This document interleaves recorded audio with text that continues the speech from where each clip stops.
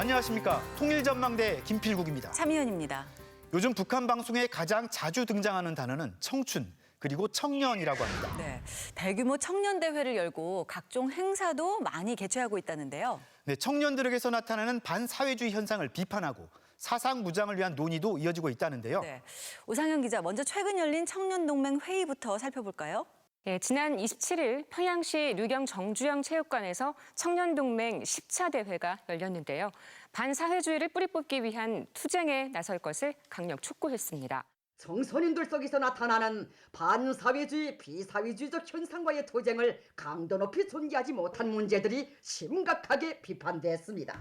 당의 요구에 부응하지 못하는 건 사상적 각오가 부족해서라며 혁명적인 사상 공세를 강화하자는 결의도 이어졌습니다.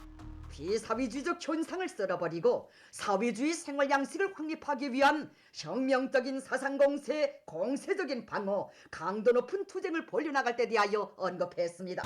네, 얼마 전에도 김정은 위원장이 청년들 옷차림부터 언행까지 다 통제하겠다고 했었잖아요. 예, 청년동맹은 노동당원을 제외한 만 14세에서 30세의 모든 청년과 학생이 의무적으로 가입하는 단체인데요. 이들을 대상으로 사상무장을 강조하면서 또 5개년 계획 수행에 돌파구를 열 수 있도록 핵심 동력으로 활약할 것도 당부했습니다.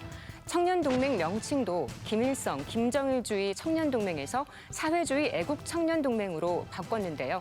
반사회주의 배격을 강조하고 사회주의 정상국가를 지향하는 의미를 살리려는 취지로 보입니다. 네, 요즘 북한 방송에는 특히 힘든 곳에서 일하기를 자원하는 청년들 관련 보도가 많다면서요. 예, 개인적인 안위를 포기하고 조국을 위해 헌신하는 청년들의 다양한 사례도 보도하는데요. 결혼한 지 얼마 안 된 새신랑이 몰래 농장으로 탄원한 데 감동한 아내가 함께 농촌에 정착한 사연도 있고요. 남편의 얼굴이 여느 때 없이 무거웠습니다. 무슨 일이 있었나 이상해 하면서도 도움 붙지 않았습니다. 며칠이 지나서야 남편이 농촌으로 탄원하게 됐다는 것을 알게 됐습니다. 김일성 종합대학을 졸업하고 기자가 된 청년이 농촌 일꾼을 자청해와 사기가 충만해진 농장도 소개했습니다. 인생의 귀중한 청춘 시절을 어떻게 살아야 하겠는가. 여기 분당볼로 달려나온 원식동무의 모습은 정말 우리 니안의 청년동맹원들이 심장에 애국의 불을 세차게 지펴주었습니다. 네, 이런 방송이 자주 나온다는 건 이렇게 동참해라, 독려하는 차원으로 보이기도 합니다. 네, 여성들의 활약상을 부각하는 보도도 잇따르는데요. 리향순이라는 이 여성은 대학 졸업과 동시에 건장한 남자도 힘들다는 기계 공장에 자원했다고 합니다.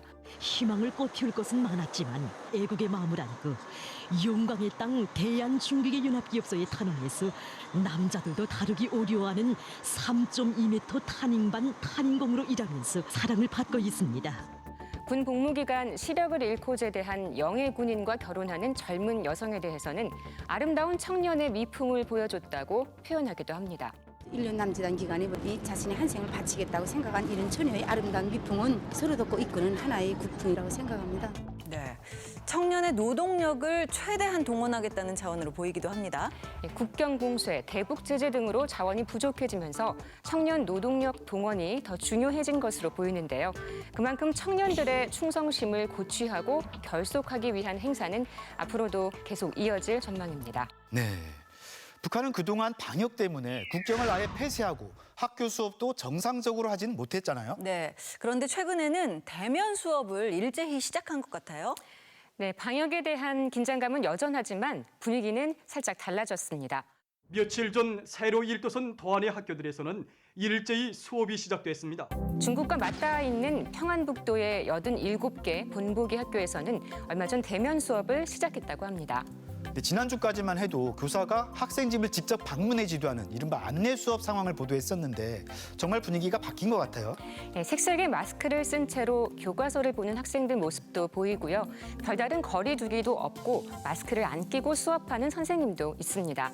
자강도에서는 기차나 배를 타고 노래를 부르면서 학교 가는 모습이 담겼고 행복의 노래를 부르며 정다운 교정으로 향하는 학생 소년들과 등굣길에 오른 자식들을 바래우며 눈곱을 적시는 인민들은 격정을 금치 못하고 있습니다. 평양 대성구역의 한 학교에서 체육 수업을 하는 모습도 대외 선전 매체에 보도됐는데요. 대부분 학교에서 정상 수업을 재개한 것으로 관측됩니다. 네. 지난해에는 통상 4월에 하던 개학을 2달 늦추고 또 방학은 길게 했었잖아요. 그나마 하는 수업도 TV나 컴퓨터를 통해 원격으로 하는 등 사실상 학교 수업이 제대로 이루어지지 못했었는데요.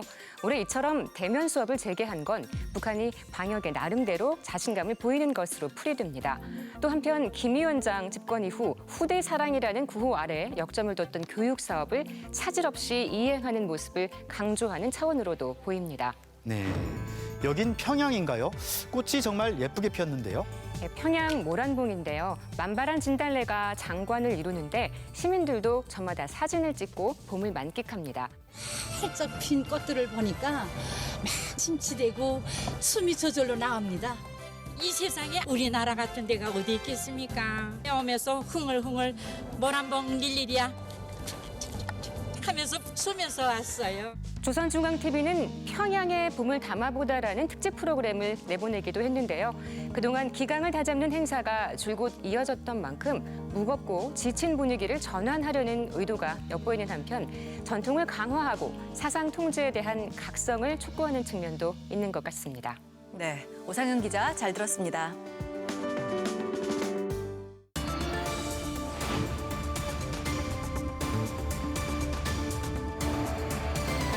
북한이 코로나19 방역을 이유로 국경을 걸어 잠그고 사람은 물론 각종 물자 교류까지 철저히 통제한 지도 이제 1년이 훌쩍 지났는데요. 네, 그런데 최근에는요, 북중 국경을 통해서 북한이 당장 시급한 비료 등 영농자재 같은 일부 물자가 오가는 정황이 속속 포착되고 있습니다. 머지않아 국경 봉쇄가 어느 정도 풀릴 거라는 전망도 나오고 있는데요. 어떤 사정 때문인지 최유찬 기자가 살펴봤습니다. 장장 1,416km. 압록강과 두만강을 사이에 둔 북한과 중국의 국경에는 모두 10개의 세관이 있습니다. 하지만 지난해 1월 이후 1년 넘게 국경은 거의 완전히 봉쇄됐습니다. 항공편에 이어 신의주 단둥, 남포 지양 간 열차 운행이 중단됐고 모든 세관을 통한 차량 운행도 전면 차단되면서 북한과 외부 세계와의 인적, 물적 교류는 사실상 중단됐습니다. 그런데 최근 북한의 국경 지역에서 변화가 관측되고 있습니다. 중국 지린성 사노와 마주보고 있는 함경북도 회령시. 북한 방송은 최근 회령시에서 경계 지점의 방역 초소에서 유동 인구와 차량에 대한 소독을 엄격히 진행하고 있다고 보도했습니다. 일각에서는 두만강 다리 건너 중국과 교역을 재개하기 위해 준비하는 것이라고 해석합니다.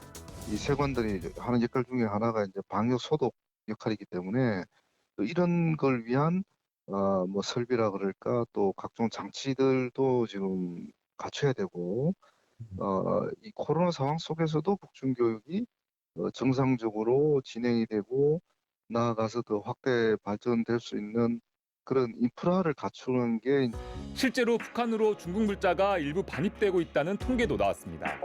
중국 세관에 따르면 지난달 북한이 중국으로부터의 수입액은 우리 돈으로 약 144억 원. 코로나 이전과 비교하면 10분의 1도 채 안 되는 수준이지만 3천만 원에 불과했던 지난 1월에 비하면 480배나 급증한 액수입니다. 북중이 외교적으로나 또 경제적인 차원에서 상호 일정한 시점에서 재개하기로 한 어떤 일정 합의가 있었기 때문에 이런 움직임이 동시적으로 포착되는 것이 아닌가.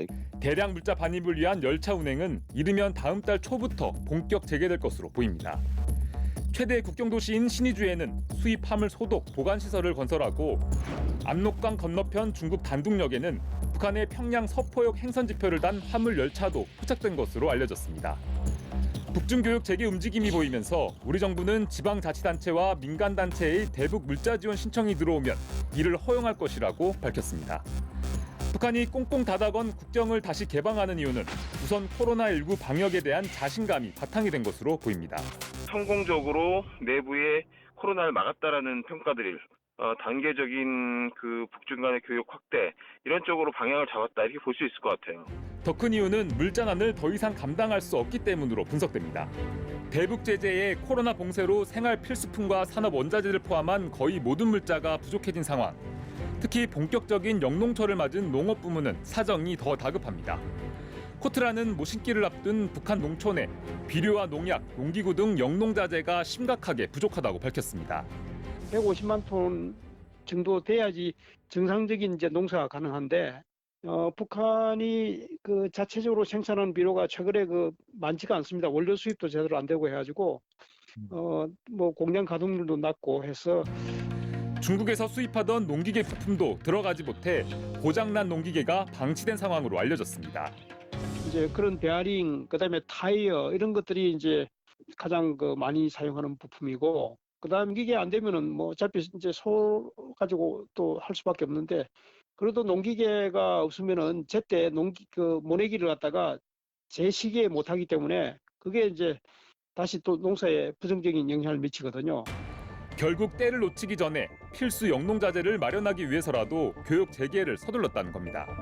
김정은 위원장이 직접 지휘하는 산림집 건설 등에 필요한 대형 건설 자재와 물자, 생활 필수품 등도 조달이 필요하고 수출을 통한 외화도 벌어야 하는 상황입니다. 하지만 북한은 여전히 전 세계적으로 유례 없이 강력한 방역 태세를 유지하고 있습니다. 급한 교육부터 시작해서 매우 까다로운 방역을 유지하면서 선별적으로 교육의 폭을 넓힐 것으로 보입니다. 1년 내내 작년에 북한에서 그런 시스템 정비를 한 것 같아요. 대규모 창고시설 같은 거, 검역시설 같은 것도 지금 이제 하고 있고. 그래서 이제 요게 되면 이제 완전 폐쇄해서 이제 제한적인 선별적 거래, 선별적 무역 이런 식으로 조심스럽게 이제 가겠죠. 사람들이 왕래하기까지는 좀 더 오랜 시간이 걸릴 것으로 전망됩니다. 의약품과 식량 등 국제사회의 대북 지원도 평양을 떠난 국제구호기구의 직원들이 다시 북한으로 들어간 뒤에 재개될 수 있을 것으로 보입니다. 국경 통제는 코로나19 백신 접종으로 집단 면역이 형성된 이후에나 전면 해제될 것으로 전망됩니다. 북한이 움직일 단계가 된 거는 맞죠. 근데 사실은 아직까지는 그 단계는 됐지만 그게 언제 열릴지는 여기서도 몰라요. 그 북한 무역을 하는 사람들이 북한 쪽에 다 정보 라인이 다 있잖아요. 근데 그 사람들이 안 움직이고 있잖아요. 1년 넘게 방역을 최우선 국정과제로 내세우고 외부 세계와 단절한 채 국제 제재를 자력갱생으로 정면 돌파하겠다던 북한. 북중 교육 재개를 알리는 조짐들이 북한이 고립속에서 벗어나는 전환점이 될지 관심이 모아집니다. 통일전망대 최유찬입니다.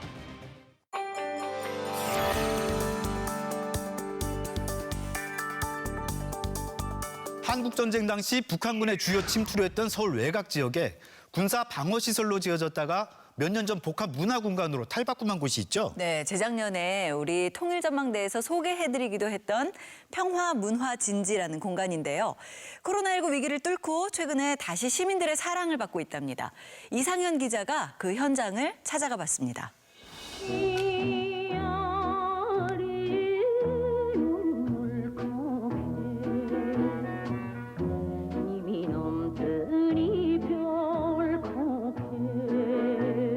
한국 전쟁 당시 북쪽으로 끌려가던 수많은 청년들이 뒤돌아보고 또 돌아봤고 가족들은 창자가 끊어질 듯이 아파했다는 미아리 고개.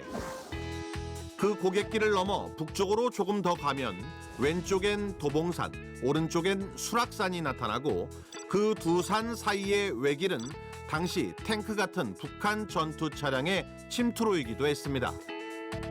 그 외길 한복판에 2017년 말 새롭게 들어선 복합 문화공간 평화문화진지. 1970년 북한의 재침략에 대비해 1층엔 대전차 방호시설이 2, 3, 4층엔 위장 목적의 시민 아파트가 들어섰던 곳인데요.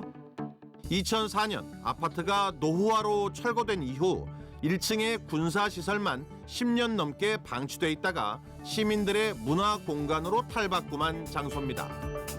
제가 지금 서 있는 이곳은 평화문화진지 위입니다. 과거 시민 아파트가 들어섰던 공간인데요. 지금은 이렇게 산책길로 바뀌었고요. 보시는 것처럼 도봉산과 수락산으로 둘러싸여 있어 빼어난 풍광을 자랑합니다.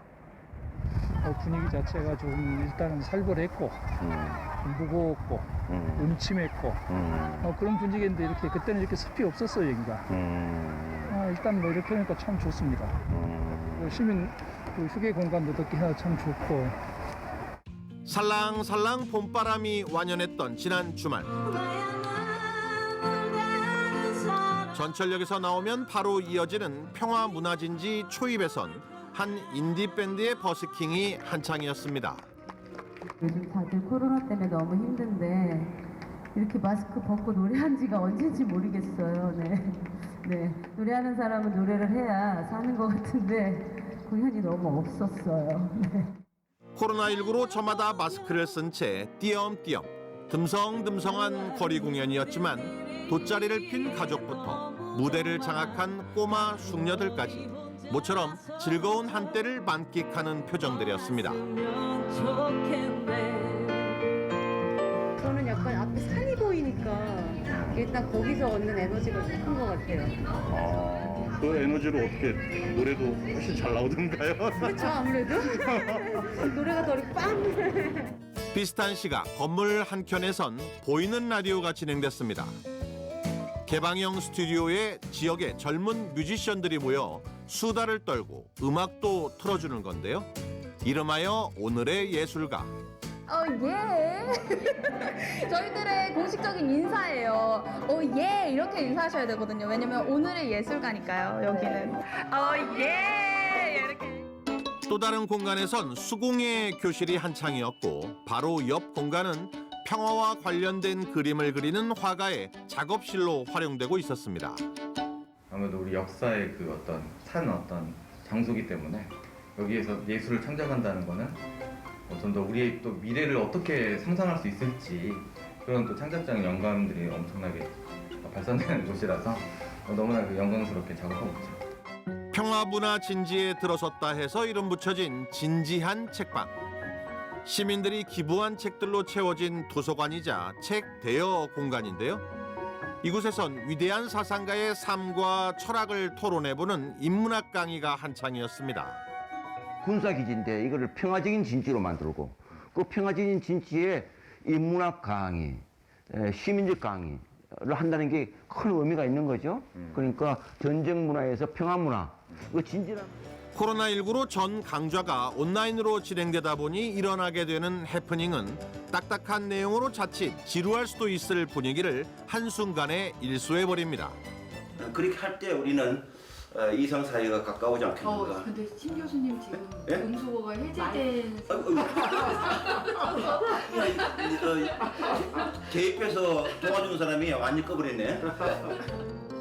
250m 길이로 길다랗게 들어선 이 건물의 이런 한 칸 한 칸은 과거 이곳이 대전차 방호시설이었던 시절 각각이 적군의 진격을 막기 위한 우리 전투 차량의 진입 공간이었다고 합니다. 폐허 같은 건물의 잔해와 지하 벙커 등을 아직도 고스란히 간직하고 있고 지금도 군사시설로 분류돼 있어 유사시엔 또다시 서울 도심으로 가는 길목을 끊는 역할을 담당하게 된다는데요. 이 때문에 오히려 평화를 더 강조하며 시민들이 직접 체감할 수 있는 개방 프로그램을 계획하고 있습니다. 주민들이 원하는 공간에서 원하는 활동을 할 수 있는 것이죠.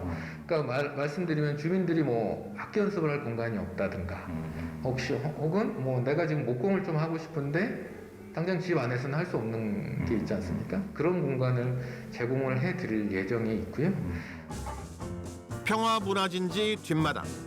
우리의 방어용 총구가 겨눠지던 북쪽 방향엔 거대한 잔디밭이 조성됐고 어린이들이 해맑게 뛰어노는 가족들의 나들이 공간으로 사랑받고 있습니다.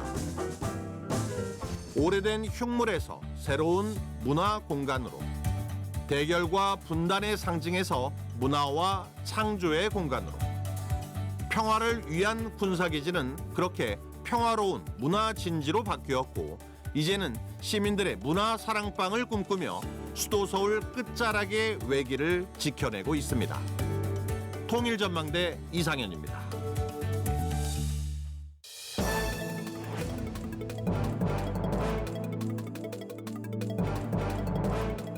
앞서 잠깐 살펴봤듯이 북한이 올 초 당대회부터 시작해서 계속 이런저런 회의와 대회를 이어가고 있는데요.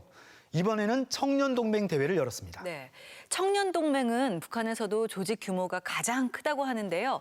청년동맹 대회를 통해서 북한은 대체 뭘 하려는 건지 자세히 알아보겠습니다. 함께 하실 두 분 모셨습니다. 어서 오세요. 안녕하세요.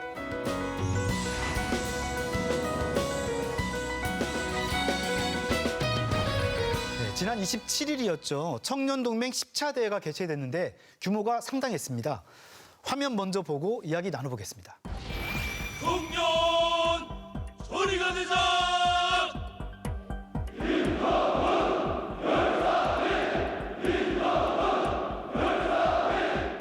네, 확실히 청년들 대회라 그런지 뭐 구호를 외치거나 함성을 지르는 소리가 무서울 정도로 우렁찹니다. 예, 아마도 엄청나게 준비를 했을 겁니다. 그래서 아마 3월 초부터 그 대회 준비위원회가 발족이 돼서 가동을 했을 거고요. 그 다음에 각 도시군에서 이제 대표를 뽑을 때부터 아마 목소리 큰 애들부터 이제 대표를 뽑았겠죠. 한눈에 봐도 정말 많아 보이는데요. 조직원 수는 얼마나 되는 건가요? 북한에 이런 말이 있습니다. 그래서 청년동맹은 500만의 총폭탄이 되자. 북한에 한 2천만 조금 더 되는데 거기서 이제 뭐 할아버지들 빼고 애기들 빼고 하면 이제 뭐 거의가 다 이제 청년동맹원 수가 500만 명으로 이제 추정을 하고 있습니다. 청년동맹은 이제 만 14세부터 30세까지의 청소년하고 청년들이 모두 의무적으로 다 가입되는 하나의 단체고요. 각 하부 조직에서 아주 열성자로 그 뽑힌 사람만 일부 이제 이 대회에 참석해서 이렇게 이제 여러 훈련을 통해서 대회를 치르는 거고요. 우리나라에도 옛날에 뭐 학도후국단이나 이런 청년 단체들 있었잖아요. 그런 단체들하고는 개념이 좀 어떤가요? 다른가요? 그때도 이제 학도국단을 통해서 어떤 사상 교육도 시키고 유사시에는 뭐 향토 뭐 이렇게 수비도 시키는 그런 목적으로 이제 결성되었던 건데 좀 개념이 비슷한 점이 있고요. 그렇지만 이제 청년동맹은 훨씬 더 규모도 크고 또 강제력도 훨씬 더 강한 것으로 보입니다. 네. 근데 이 청년동맹은 무조건 가입을 해야 되는 거예요? 안 하면 처벌받습니까? 소학교 2학년 정도 되면 조선소년단에 가입을 하고요. 소년단 생활을 하다가 이제 만 14세가 되면 그 청년동맹에 의무적으로 가입을 해야 됩니다. 만약에 내가 청년동맹 생활이 싫다 이렇게 선포하는 경우는 이제 반동으로 몰려가지고 선선한 데 끌려가야 됩니다. 그래서 이거는 이제 그 생각조차 할 수도 없고요. 근데 김정은 위원장은 집권 첫 해부터 이 소년단이나 청년 행사에 참석하는 등 적극적인 행보를 보였는데요. 영상으로 한번 보시죠.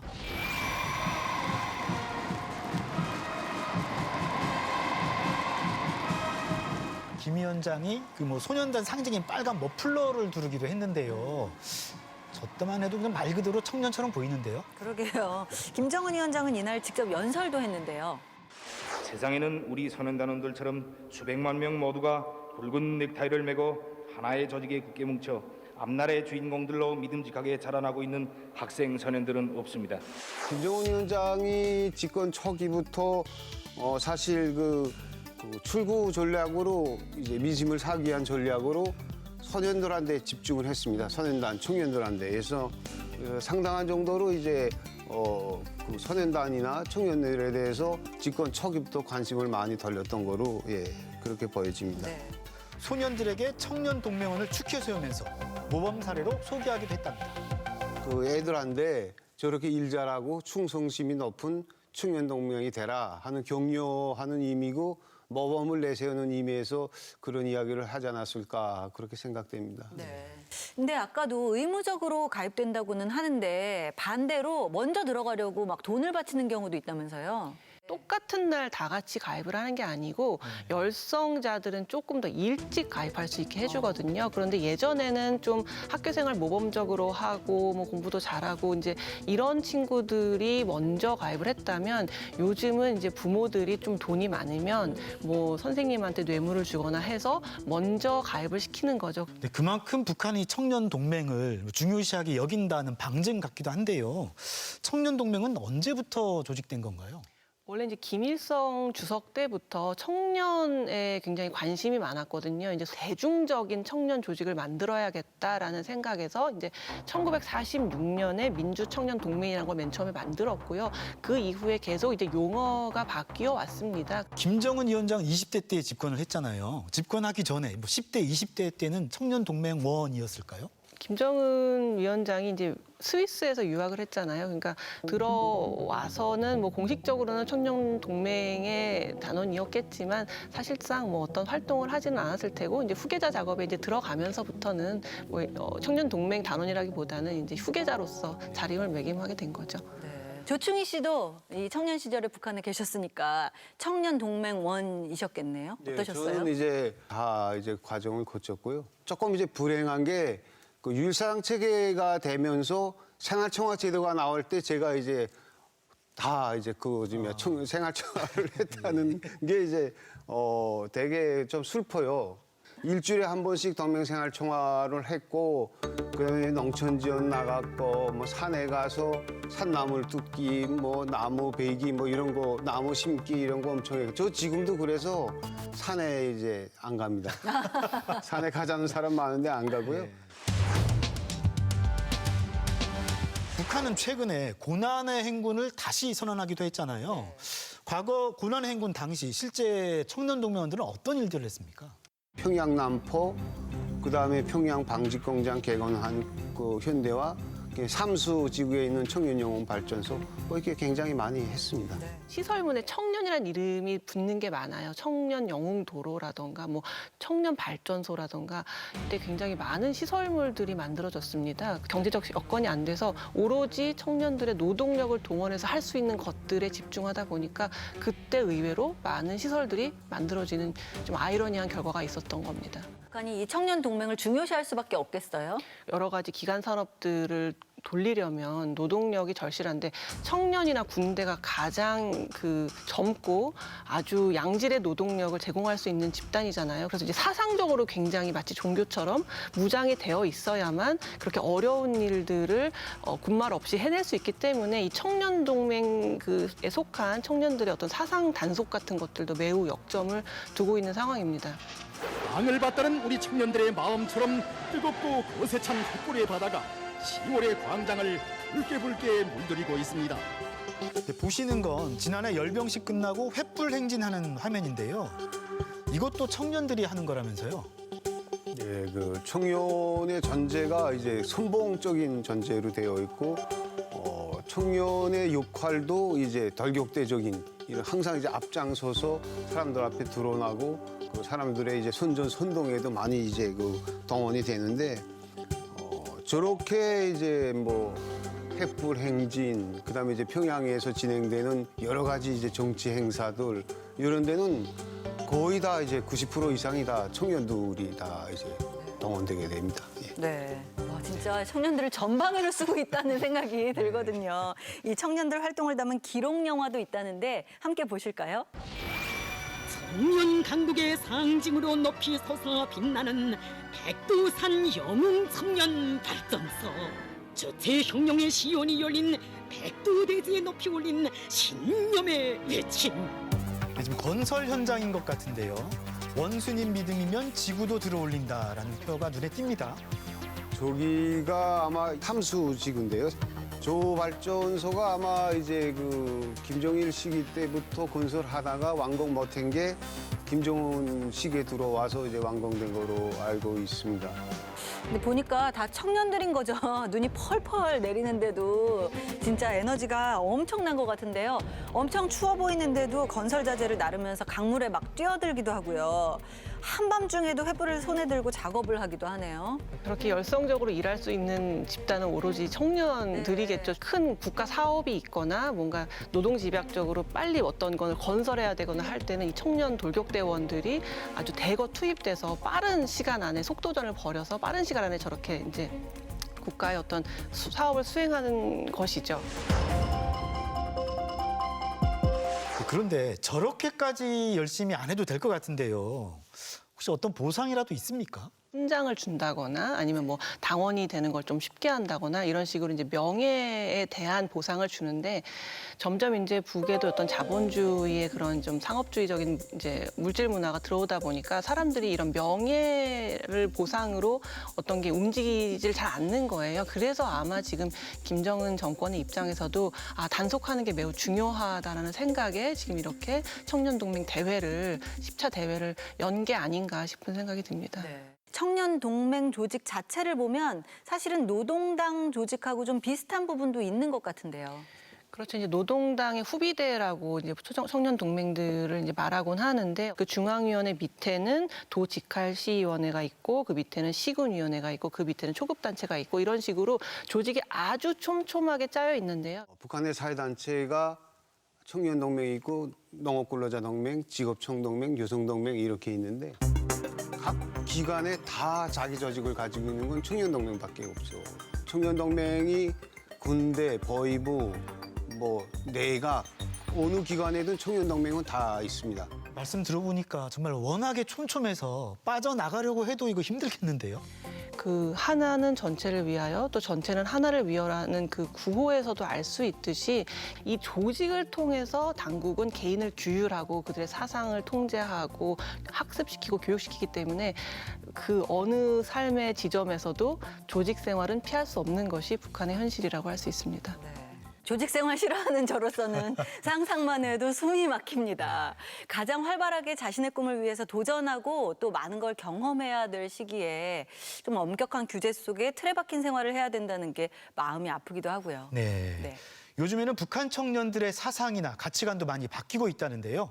이른바 장마당 세대라 불리는 북한 청년들의 변화상. 다음 시간에 더 자세히 알아보겠습니다. 오늘 도움 말씀 고맙습니다. 감사합니다.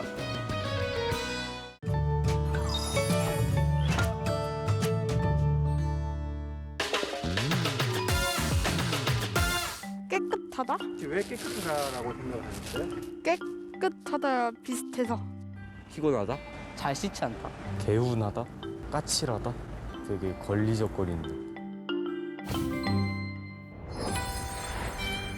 북한말 깨끗하다는 지저분하고 더럽다라는 뜻입니다. 깨끗한 표정으로 상을 찌푸리다, 깨끗한 생각이 들다와 같은 표현이 보입니다.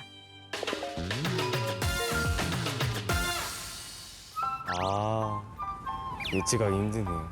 깨끗하고 청결하다는 줄 알았는데 답을 듣고서 북한이라는 나라가 저희한테 가까이인데 말이 되게 다르다는 걸 한 번 더 느낍니다.